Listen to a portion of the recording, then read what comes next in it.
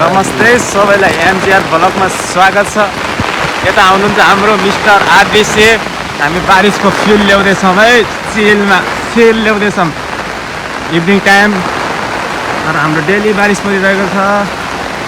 गोवामा यस्तरी बारिस आउँछ, लगातार बारिस हो। अहिले चाहिँ गोवामा आउन चाहिँ जटिल छ है। हामी कुना काप्चा खोज्दै पानीमा भिग्दै सलमा यस्तो पानीमा हिँड्नुपर्छ है।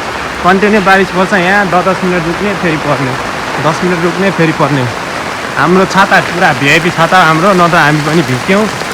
हल्का चाहिँ नि भिजेछौँ तर त्यस्तो साह्रो भिगेको छैनौँ। टक्क म तपाईँलाई आज भ्यू देखाउँछु हाम्रो गोवाको। समुद्र साइडको भ्यू देखाउँछु। यस्तो बवाल छ कि यो हो के अरे बाघाटोट बिच। म एकछिन देखाउँछु है। Let's go baby.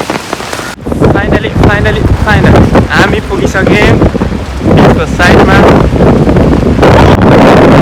हुनुहुन्छ ल है, यो पुरा यो पुरा छाल खतरा हाने छ।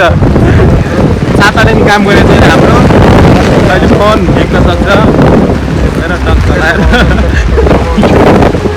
टक्क लाएर यहाँ हेर्नुहुन्छ एउटा मिस्टर आरडीसी ब्लग ठगिरहनु भएको यहाँले।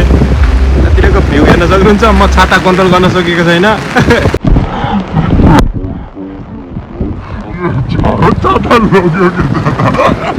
छाता समाजमा स्पेसली मान्छे चाहिन्छ है, हेर्न सक्नुहुन्छ।